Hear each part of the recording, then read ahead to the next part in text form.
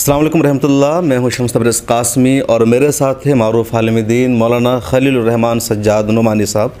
आगे बातचीत करने से पहले स्क्रीन पर आप ये वीडियो देखिए।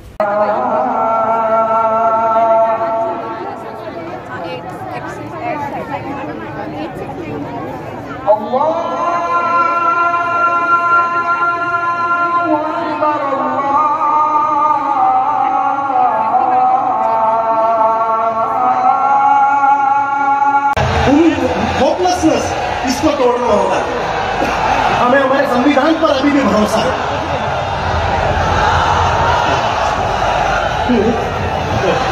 तो मैं मेरी बात इससे खत्म करता हूं कि यहाँ पर मुस्लिम लीडरशिप को बहुत बड़ा एक रोल प्ले करना है। यहाँ पर जो भी मुस्लिम लीडर्स हैं, मैं आपसे सिर्फ एक बात मेरी बात खत्म करता हूँ। वो बात ये है, ये मंज़र राजस्थान की राजधानी जयपुर का है, जहां इंसानों का ठाठे मारता समंदर नज़र आ रहा है। कहा जा रहा है कि 7 से 8 लाख लोग जयपुर के करबला मैदान में इकट्ठा हुए थे और ये सब जमा हुए थे मौलाना खलीलुर रहमान सज्जाद नुमानी को सुनने के लिए। ये सब आए थे इनको जानने के लिए, इनकी तहरीक पर लब्बैक कहने के लिए। और मौलाना एक तहरीक शुरू करने वाले हैं। इस तहरीक का नाम होगा तहरीक के अमन व इंसाफ, यानी हिंदुस्तान में अमन और इंसाफ दोनों ज़रूरी है। मौलाना से बातचीत करेंगे कितनी बड़ी कॉन्फ्रेंस बुलाने का मकसद क्या था, किन लोगों ने बुलाई और आगे कौन सी तहरीक हिंदुस्तान में शुरू होने वाली है। पहले भी एक मीटिंग हुई थी मुंबई में जिसमें मौलाना ने एक तहरीक की बातचीत की थी और मैंने आपको बताया था। मौलाना का इंटरव्यू भी मैंने उसी ताल्लुक़ से किया था। मौलाना नुमानी साहब, मिला टाइम्स में खुश आमदीद। बहुत शुक्रिया। कल 8 लाख लोग करबला मैदान में आपको सुनने के लिए आए थे। इन 8 लाख लोगों को इकट्ठा करने का, बुलाने का मकसद क्या है? पहले तो ये बात कि वो मुझे सुनने आए थे, ये तो शायद मुबालगा है। बहुत से और भी फाजिल मुक़र्रिरीन वहाँ थे। हर मसलक की नुमाइंदगी थी, मुख्तलिफ़ जमातों की नुमाइंदगी थी, मुकामी शख्सियात भी थी। असल में इस वक्त हमारा मुल्क और मिल्लत दोनों सख्त बेचैन हैं, गैर मुतमईन हैं उन हालात से जिन हालात से इस वक्त हमारा मुल्क गुज़र रहा है। तो हर तरफ हर दिल की आवाज़ है कि कोई ऐसी तहरीक उठे जो नहायत खुलूस के साथ इंसाफ के क़याम और अमन के क़याम की लिए उठे और वो सबको साथ लेकर चले और उसका कोई सियासी मकसद ना हो। उसका मकसद हो मुल्क में इंसाफ और अमन का क़याम। बहुत से इलाक़ों में मेरा जाना होता रहता है, इलाक़े मुख्तलिफ़ इलाक़ों के लोग मेरे पास आते रहते हैं। तो राजस्थान के मेरे कुछ पुराने दोस्त अहबाब, वो उनसे मेरी मुलाकातें हुई तो मैंने उनके सामने ये मसला रखा तो उन्होंने कहा कि हम लोग ख़ुद इस तरह के एक इज्तिमा के बारे में सोच रहे थे, अब आपने हमको एक पूरा लाहे अमल दे दिया, हम लोग अब कोशिश करेंगे कि अपने यहाँ इस सिलसिले का एक पहला बड़ा इज्तिमा बुलाए। और वाकई आपने जैसा कि कहा कि समंदर था और मुख्तलिफ़ अज़ला से बसें भर भर कर लोग आए थे। हालांकि ये जयपुर की सतह का इजलास था, कोई कुल रियासती इजलास नहीं था, लेकिन बहुत बड़ा मजमा आया और कई लाख ख़वातीन जमा हुई मेरी इत्तला के मुताबिक। और नौजवान भी थे, बुज़ुर्ग भी थे, उलमा भी थे, प्रोफेशनल भी थे, इंटेलेक्चुअल भी थे, सोशल एक्टिविस्ट भी थे। मुख्तलिफ़ मसालिक और मकातिब फ़िक्र की नुमाइंदगी थी। स्टेज पर बैठे हुए मेहमानों में भी और सामीईन में भी, और इससे बहुत हौसला।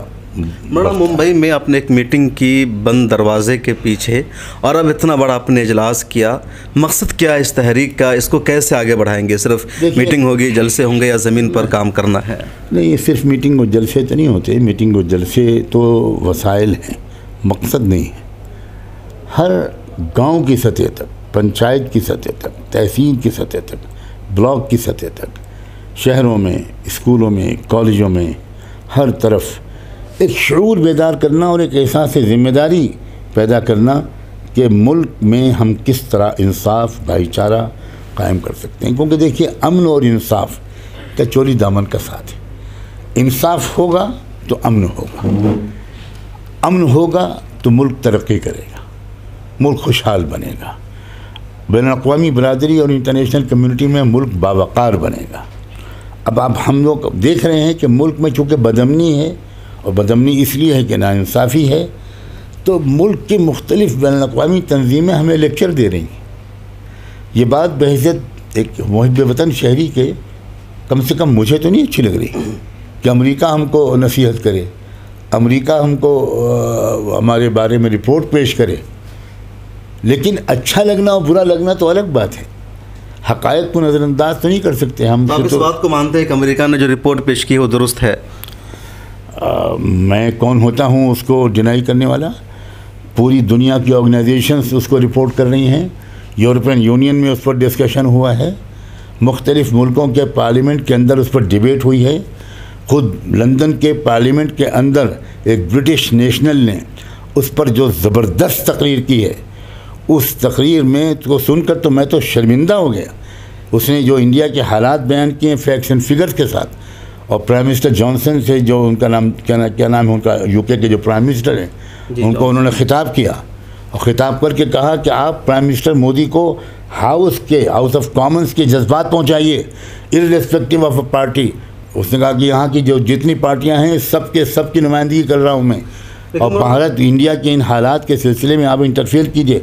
फिर आपको मज़ीद कहता हूँ, अरब कंट्रीज़, प्राइम मिनिस्टर मोदी ने अनथक मेहनत करके अरब मुल्कों और गल्फ़ कंट्रीज़ से हालात बेहतर बनाए थे, और बहैसियत एक मुहिब वतन शहरी के वो बात अप्रिशिएबल थी कि भाई इससे इकनॉमिक डेवलपमेंट होगा, हमारे लोगों को वहाँ जॉब मिलेगा, हमारी वर्क फोर्स वहाँ बढ़ेगी और हमारे लोगों की इज़्ज़त बढ़ेगी, हमारे लोगों पर एतबार बढ़ेगा। मैं ख़ुद गल्फ़ कंट्रीज़ में इसमें बहुत साल रहा हूँ, 8-10 साल। मैंने देखा था उस ज़माने में कि इंडियंस को बहुत हिक़ारत से देखा जाता था। तो ये बात प्राइम मिनिस्टर मोदी की जो थी उसमें वो सारी मेहनत पर मैं तो समझता हूँ पानी फेर दिया। उन्हीं मुल्कों ने, जिन मुल्कों ने बहुत अच्छे अच्छे ताल्लुकात बनाए थे, उन मुल्कों ने समन किया हमारे सफ़ीर को और उनको एक लेटर थमाया कि ये बंद होना चाहिए। क्यों? इसलिए कि जनाब रसूलुल्लाह सल्लल्लाहु अलैहि वसल्लम की शान में गुस्ताखी, गुनहगार से गुनहगार मुसलमान, बल्कि अब मुनसिफ मिजाज इंसान बर्दाश्त नहीं कर सकता। मौलाना, बात आ गई है गुस्ताख़ रसूल की या नूपुर शर्मा वाले पूरे मामले की। हमारे मुल्क में दो तरह की बातें या दो सवाल इससे मुताल्लिक़। कहा जा रहा है कि मुसलमान अरबों के साथ हैं और देश से गद्दारी कर रहे हैं, मुसलमान उसकी वजह से खुश हैं और देश को नुकसान पहुंचा रहे हैं। और क्या मुसलमानों को भी लगता है कि क्या अरबों ने जो कुछ किया उस पर मुसलमानों को खुश होना चाहिए, या मुसलमानों के जो हालात है तो उसकी लड़ाई अरब ममालिक लड़ेंगे? ये बहस को अपने असल मुद्दे से हटाने की एक तरकीब है। हम किसी कीमत पर इस ट्रैप में नहीं फंसेंगे। ये हमारी फॉरेन मिनिस्ट्री देखें कि उसको कैसे वो मैनेज करेगी। हम सिर्फ ये चाहते हैं कि आप जानते हैं कि एक या दो लोगों ने मुल्क के कानून की खिलाफ वर्जी की है, फंडामेंटल राइट्स को तोड़ा है, मुल्क के अंदर की लार्जेस्ट जो माइनॉरिटी है उसको उन्होंने उसके सेंटिमेंट्स को हर्ट किया है। मुल्क के कानून को हरकत में आना चाहिए। अगर मुल्क कानून की वाली कार्रवाई करता हमारी हुकूमत, तो मुझे नहीं लगता था कि किसी भी कंट्री को मुदाखलत की कोई ज़रूरत थी। मैं उस मुद्दे पर बिल्कुल नहीं जाऊंगा। मैं ये इस पर जोर देना चाहता हूँ, क्या इंडियन कानून के लिहाज से उन दोनों ने जो कुछ कहा वो लीगल है या इल्लीगल है? क्या वो कानून के मुताबिक है? क्या उससे कम्युनल हार्मनी, हमारे मुल्क का जो सेकुलर कैरेक्टर है, क्या उससे बुरी तरह डैमेज नहीं हुआ? क्या उसके बारे में अगर कोई मुसलमान, कोई पागल मुसलमान किसी हिंदू देवी देवता या किसी और धर्म गुरु के बारे में कुछ कहता, तो क्या उसको सिर्फ वहाँ से सस्पेंड कराया जाता? मैं ये कहना चाहता हूँ कि उनके ख़िलाफ़ कानूनी कार्रवाई करिए। इंटरनेशनल कम्युनिटी में अपने वक़ार को, मुल्क के वक़ार को मजरूह मत कीजिए। मौलाना, नूपुर शर्मा का जो पूरा मामला है उस ताल्लुक़ से पिछले 2 जुमा को एहतजाज हुआ कानपुर में, और कल वाले जुमा में मुल्क के कई हिस्सों में हुआ, और उसमें यह देखा गया कि मुस्लिम नौजवान पुलिस पर पत्थर फेंक रहे हैं, पत्थर चला रहे हैं, और उसकी वजह से अब कई इंटेलेक्चुअल दानिश्वर लोग भी कह रहे हैं कि मुसलमान क्यों पथराव कर रहे हैं। अगर नूपुर शर्मा ने गलत किया है, कानून काम करेगा, किसी को कानून को हाथ में लेने की ज़रूरत नहीं है, और उसके रिएक्शन में मुसलमानों के घर तोड़े जा रहे हैं, पहले भी तोड़े गए। इस जुमले से मैं पूरी तरह एग्री करता हूँ कि कानून काम करे, कानून को काम करना चाहिए। मैं इसमें ये ऐड करता हूँ कि कानून ने अगर काम किया होता तो शायद इस तरह का कोई इंसिडेंट न होता। लेकिन मैं तीसरी एक बात और भी कहना चाहता हूँ। इन्वेस्टिगेशन एजेंसीज़ को इस बात पर ईमानदारी से इन्वेस्टिगेशन करना चाहिए कि क्या वाकई वो मुसलमान थे जिन्होंने पत्थरों की शुरुआत की थी। बार बार ये साबित हो चुका है।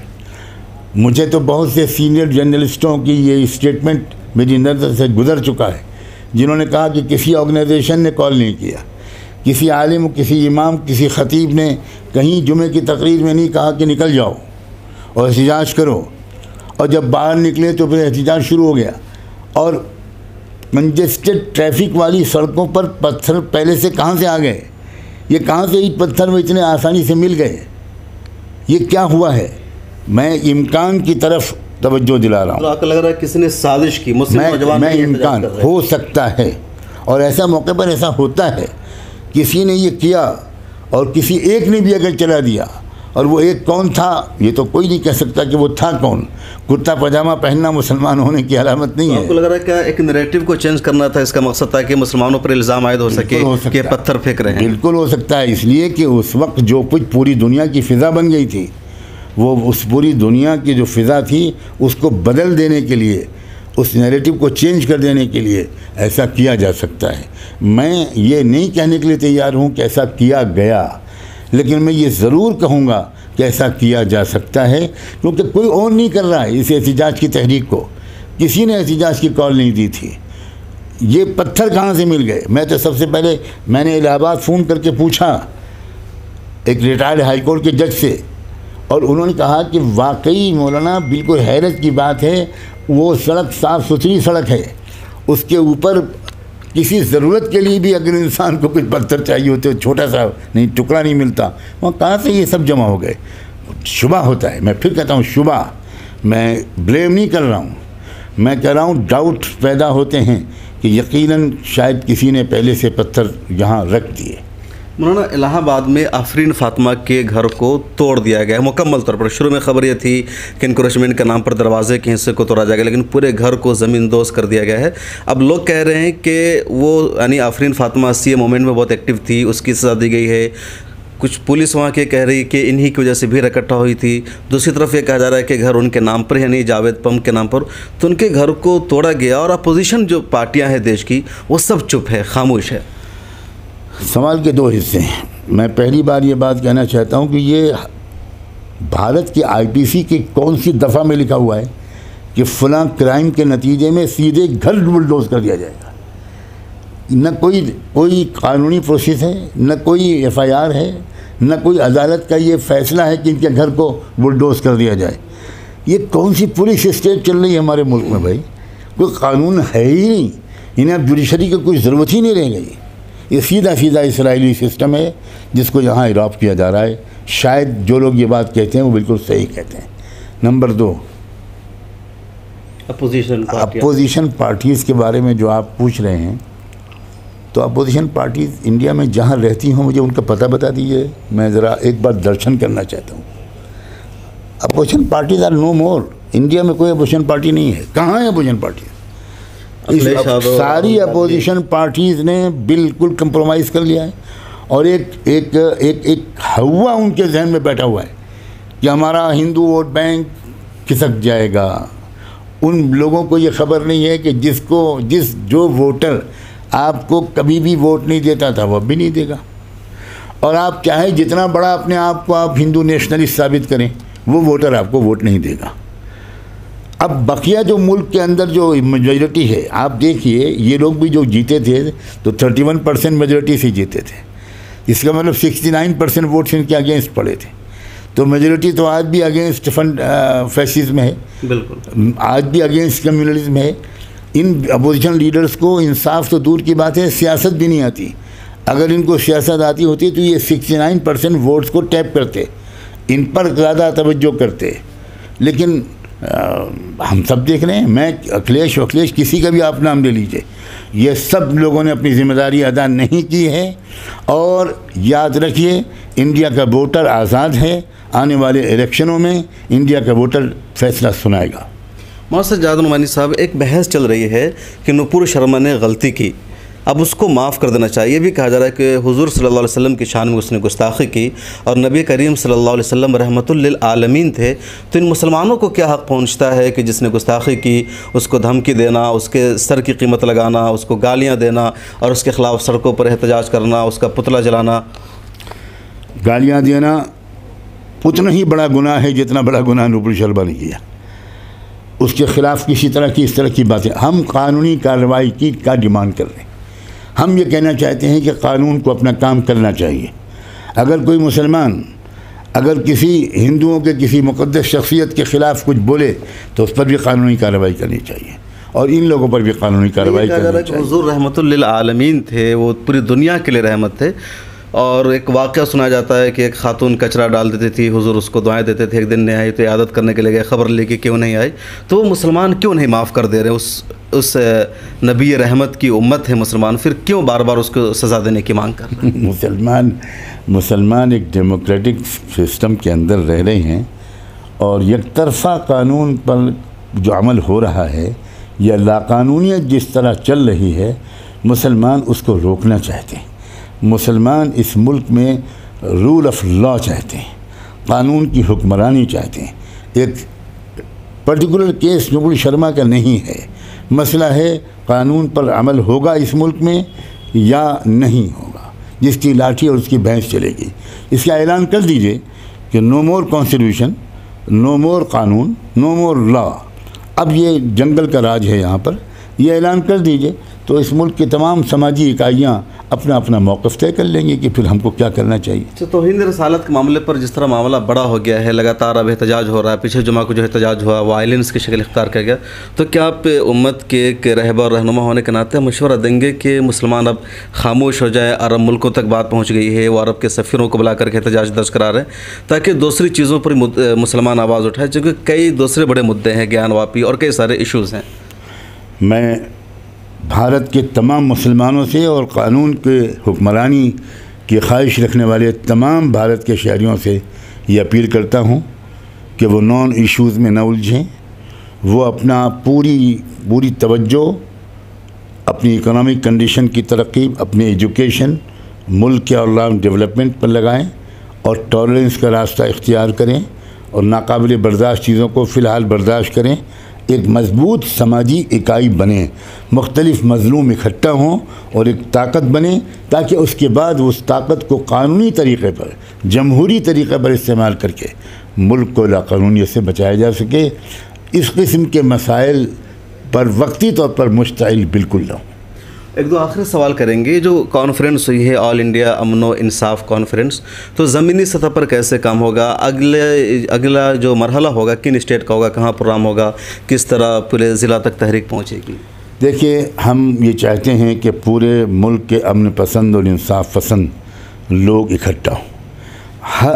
पूरे मुल्क का मतलब ही कि एक जगह इकट्ठा ना हो, बल्कि वो अपने डिस्ट्रिक्ट लेवल पर ऑर्गेनाइज हों और वो एक एजेंडे के तहत इंसाफ की आवाज़ उठाएं, भाईचारा फैलाएं, कम्युनल हारमनी फैलाएं, बिरादरान वतन से उनके रवाबित मजबूत हों, उधर से भी और इधर से भी, और आपस में मिलकर मजबूत तौर पर, मुकामी तौर पर एक मुत्तहिदा ताकत बन जाएं कि बाहर से आने वाले गुंडे वो हरकतें न कर सकें जो अब तक करते रहे हैं।